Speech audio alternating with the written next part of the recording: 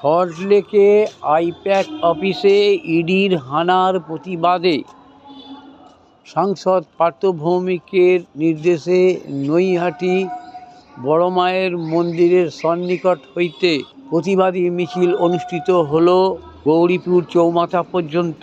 আপনারা এই খবর দেখছেন জনপ্রিয় পোর্টাল চ্যানেল সোশ্যাল মিডিয়ায় আরবান টাইমসে। মহন্ত দাশগুপ্তর খবরে ভালো লাগলে অবশ্যই সাবস্ক্রাইব করবেন ও বেশি বেশি করে শেয়ার ও লাইক করবেন।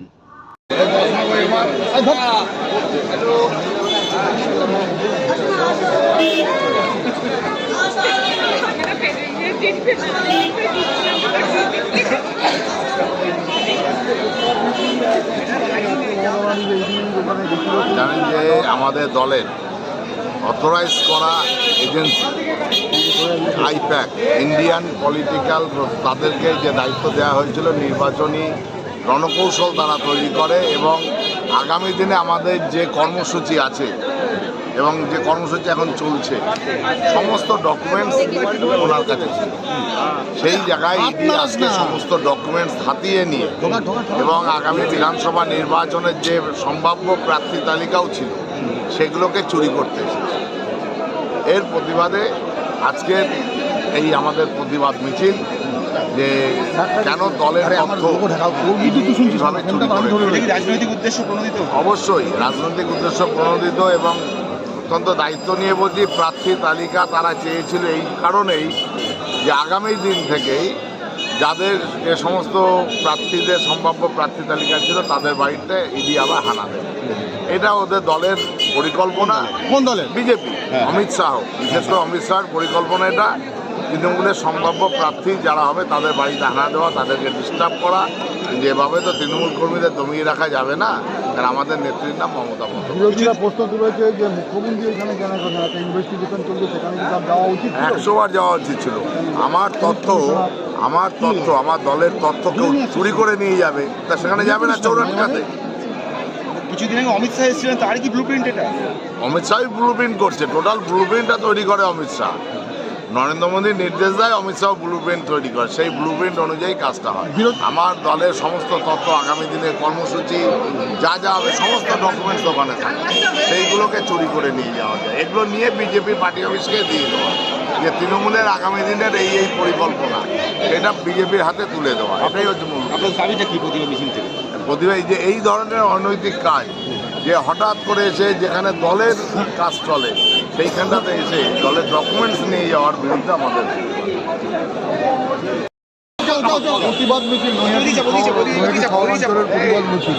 এই প্রতিবাদ মিছিল কিসের জন্য ডাক দেওয়া হলো? একটা মমতা বন্দ্যোপাধ্যায় এখানে গেছিল আজকে হঠাৎ একেবারে আইপ্যাক, যেটা আমাদের নির্বাচন পরিচালনা করে বিগত দিন থেকে আজ পর্যন্ত নির্বাচন করে আইপ্যাক এবং বিভিন্ন দলীয় কর্মসূচি গ্রহণ করে আইপ্যাক, তাই স্বাভাবিকভাবে সেই আইপ্যাক অফিসে অগণতান্ত্রিকভাবে বেআইনিভাবে কারোর তো পার্টি অফিস নির্বাচন পরিচালনা অফিস হানা দিতে পারে না। এটা ইডির, আমার মনে ইডির এখতিয়ারের বাইরে পড়ে। ইডি সেই এখতিয়ার বহির্ভূত কাজ আজকে যেটা করেছেন এবং মাননীয় মুখ্যমন্ত্রী তার প্রতিরোধ করেছেন, প্রতিবাদ করেছেন এবং তারই আজকে দলের নির্দেশে আমাদের এই প্রতিবাদ মিছিল, এই প্রতিবাদ মিছিল আমরা করছি।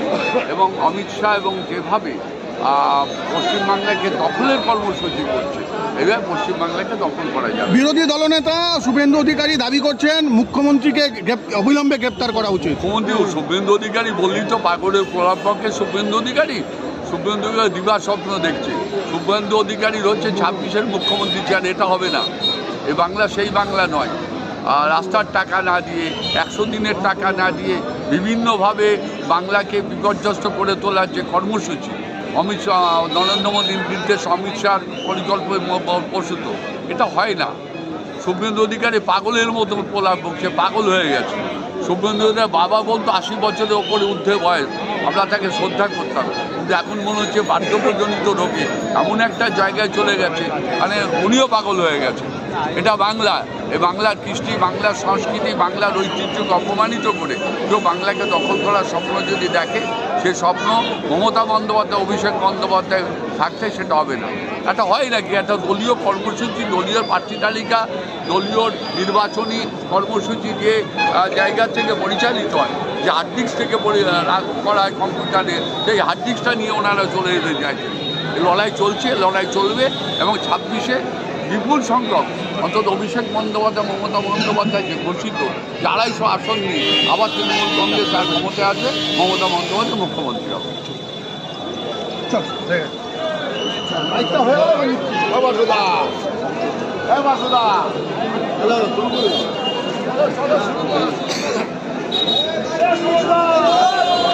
শুরু করো। হ্যালো হ্যালো, মহিলারা আপনারা একটু মিছিলের সামনের দিকে চলে যাবেন। যে সকল মহিলা কর্মীরা আছেন তাদের সকলকে আমরা অনুরোধ করবো আপনারা একটু মিছিলের সামনের দিকে চলে যান। যে সকল মহিলারা মিছিলে এসছেন তাদের সকলকে অনুরোধ করবো আপনারা এগিয়ে যান, সামনের দিকে যান এবং বাকি সবাই পেছনে চলে আসুন।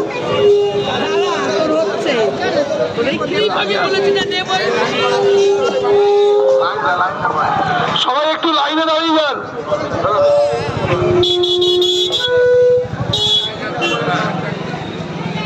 এই মহিলা দুটো লাইন করুন, দেওয়া যাবে না, দুটো লাইন করুন।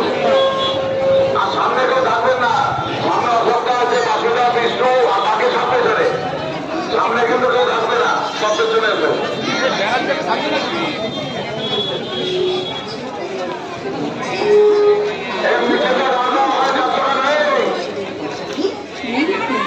আরে মিছিল নিয়ে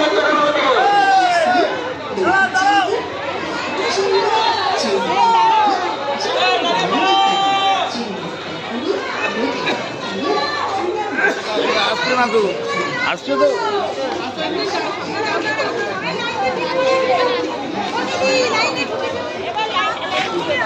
যা কোনো বেড়া খানা নেই, যা বেড়া যা।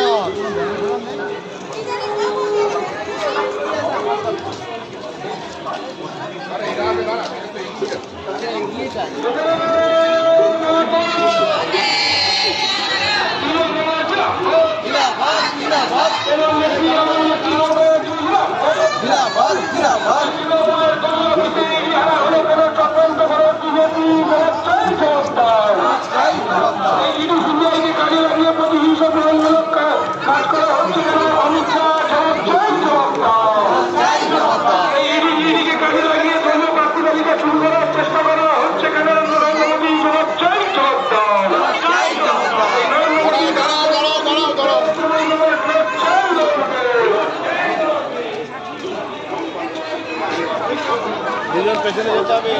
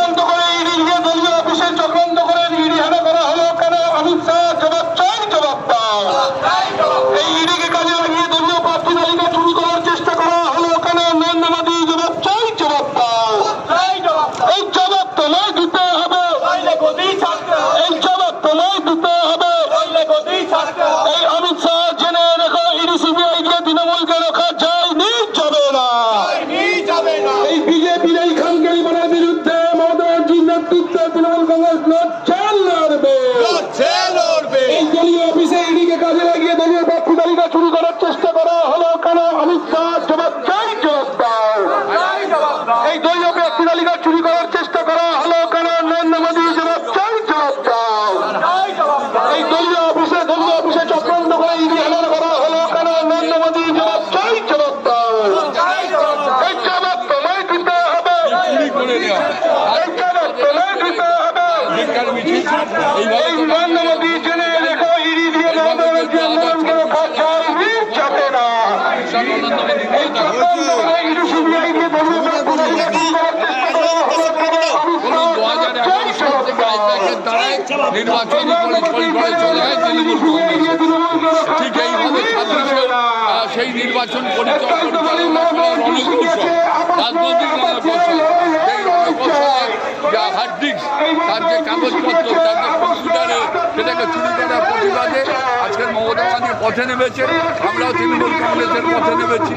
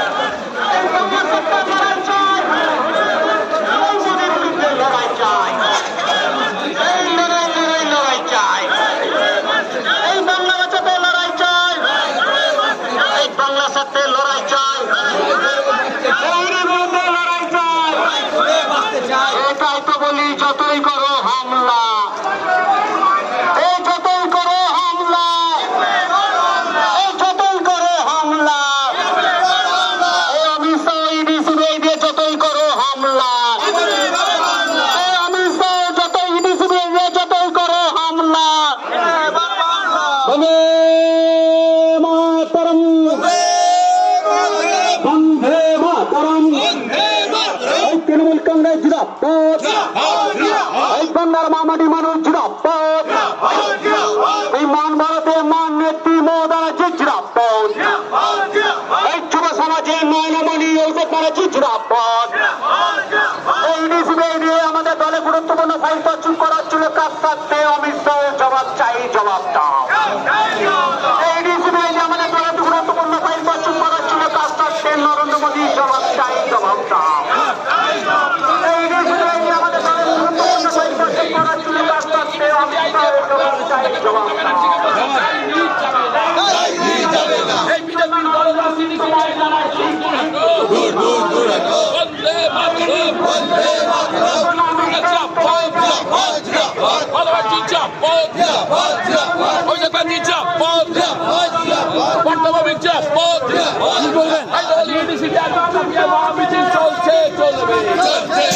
মিছিলের ব্যাপারে কি বলবেন আজকে? কি ছিল ইডি সিবিআই যেভাবে ষড়যন্ত্র করে আজকে আইপ্যাকের অফিস থেকে এবং প্রদীপ জৈন আইপ্যাকের প্রধান তার বাড়ি থেকে যেভাবে আমাদের গোপন মানে স্ট্র্যাটেজিক ফাইলগুলো দলের যেগুলো পরিকল্পনা সেগুলো যেভাবে চুরি করেছে কার্যত হার্ড ডিস্ক থেকে যেগুলো ডেটা ট্রান্সফার করেছে তার বিরুদ্ধে আমাদের আন্দোলন চলছে।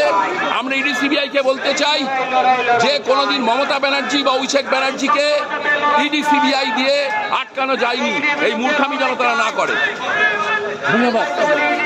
যে আমাদের দলের গুরুত্বপূর্ণ দায়িত্ব চুপ করার ছিল কাজ করতে অমিত শাহ জবাব চাই জবাব দাও এই যে আমাদের দলের গুরুত্বপূর্ণ দায়িত্ব চুপ করার ছিল কাজ করতে নরেন্দ্র মোদী জবাব চাই জবাব দাও এই যে আমাদের দলের গুরুত্বপূর্ণ দায়িত্ব চুপ করার ছিল কাজ করতে অমিত শাহ জবাব চাই জবাব দাও এই অমিত শাহ জেনে রাখো এডিসিবিআইকে বাংলার অগ্নিকন্যাকে রোকা যায় এই চলে না এই নরেন্দ্র মোদী জেনে রাখো এডিসিবিআইকে বাংলার অগ্নিব সমাজের নয়নামণি অভিযোগের দিকে রোকা যায় এই চলে না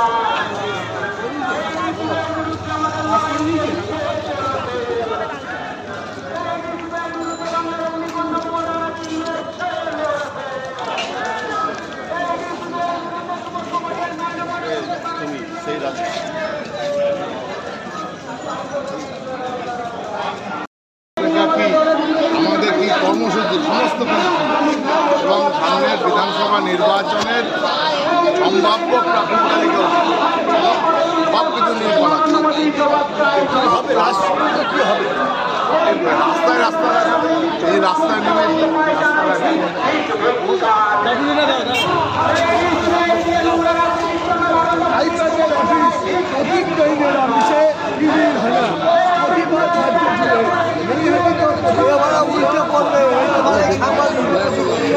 এবং দলীয় সমর্থক তৃণমূলের দলীয় সমর্থকরা একটাই দাবি তাদের রাস্তায় রাস্তা দেখাবে তবে এই যে আন্দোলন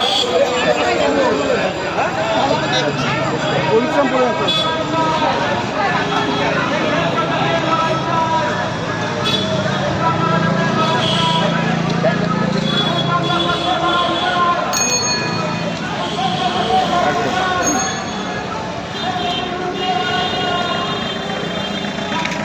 সেকেন্ড হ্যান্ড মোবাইল কিনবেন বা বিক্রি করবেন, এক্সচেঞ্জ করতে চান পুরনো phone?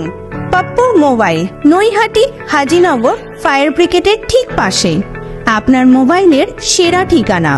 Samsung, Redmi, Realme, Oppo, Vivo, iPhone সহ যে কোনো ব্র্যান্ডের মোবাইল এখানে পাবেন 50 থেকে 80% ছাড়ে, তাও আবার গ্যারেন্টি সহকারে। হোলসেল ও রিটেল দুই পাওয়া যায়। এছাড়াও আছে mobile cover, tempered glass, earbuds, smart watch, এক ছাদের নিচে সব। দোকান খোলা থাকে প্রতিদিন সকাল 10টা থেকে রাত 10টা পর্যন্ত। আজই চলে আসুন পাপ্পু মোবাইলে। যোগাযোগের ফোন নাম্বার 9748482727। এছাড়াও ফেসবুক, ইউটিউব, ইনস্টাগ্রামের মাধ্যমে আপনি সরাসরি যোগাযোগ করতে পারেন আমাদের সাথে।